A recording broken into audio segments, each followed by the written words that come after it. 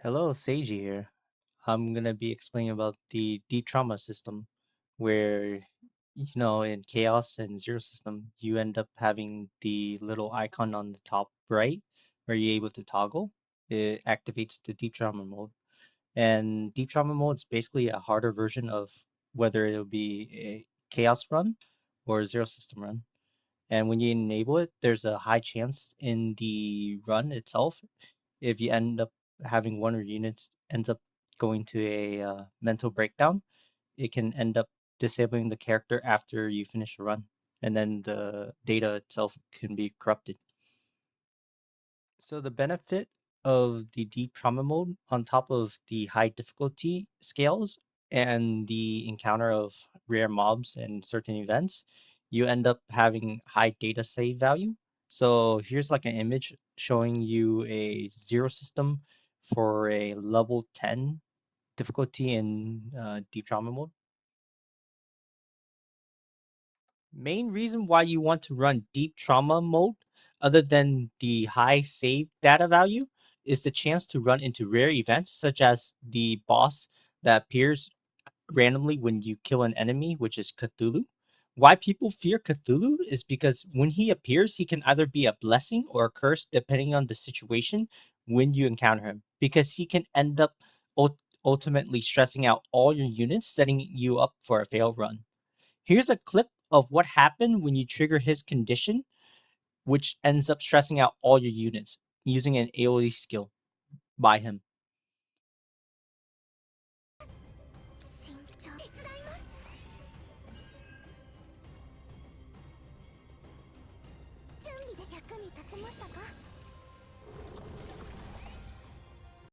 Now you do have the opportunity to escape with the zero cost fear skill, but at that point, you're basically giving up a huge opportunity, because the reward that he guarantees when you defeat him is a mythic gear piece, which is at random.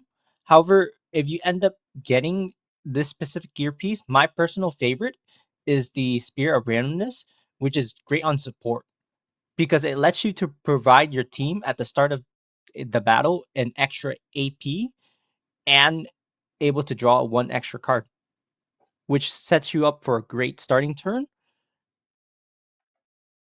Now here's my keynote of how to handle Cthulhu, very easy and simple, making your run possibly smooth. My first note is that watching your card rotation, know ahead your next two cards that you're going to use on the same turn while managing your AP. Now, the second keynote that you need to also take into consideration is not to use the same character card in a row to avoid Cthulhu from automatically hitting your team with an AoE, causing the stress value to increase. Third keynote is when you fight Cthulhu, do not be afraid to use your partner skill, because one, it does not consume the enemy's action count, and it helps you chip away his health pool or minimize your damage being taken if you're using a support heal to get fortitude or health back.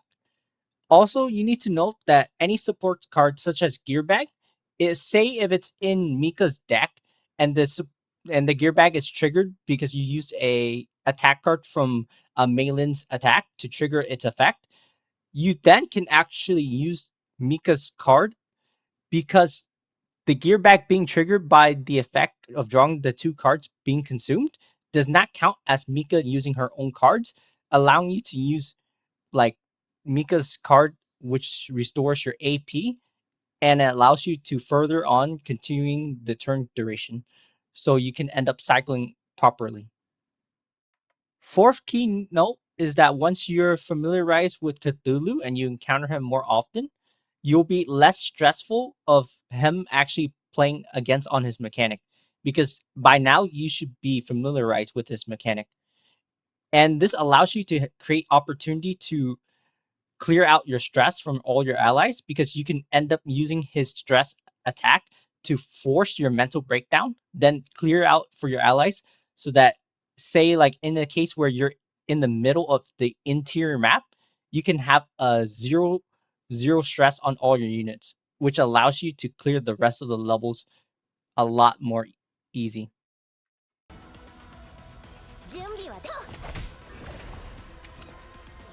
Oh, he spawned first. All right.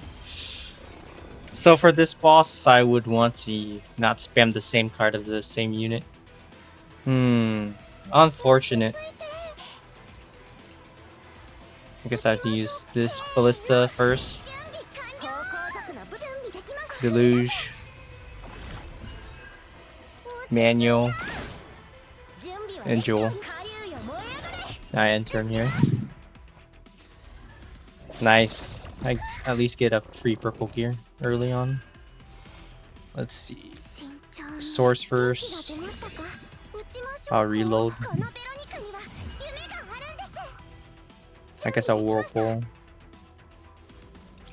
And then rapid fire. Nice. Damn, Mika's taking a lot of stress.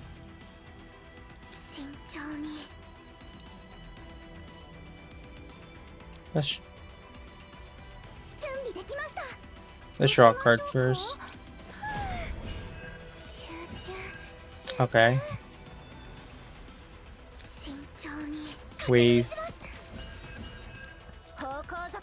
Use Unity. I'll pull 2 punches.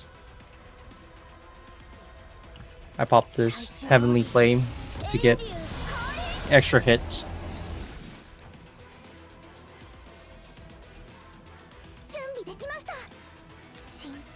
I'll retain now to get the shield.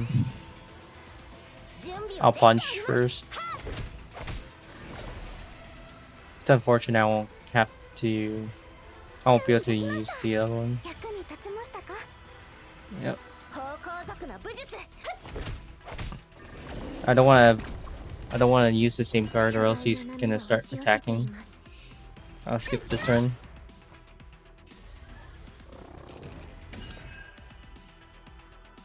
Oh, Uni again. Unity. Nice. Bombardment. I punch once. Rapid fire, and then punch again. Nice. Clean. So now you reach the end of the video and you're wondering, why the heck is Seji calling him Cthulhu? For me, I just nicknamed him Cthulhu when his actual name is Senectus. And I'll display his information right here and show his set of skills on his mechanic in case if you did not get the whole point of this video. I hope that this will help you make a easier time with him when you encounter him and you'll get a better deck. Hopefully this will make your run much easier, right?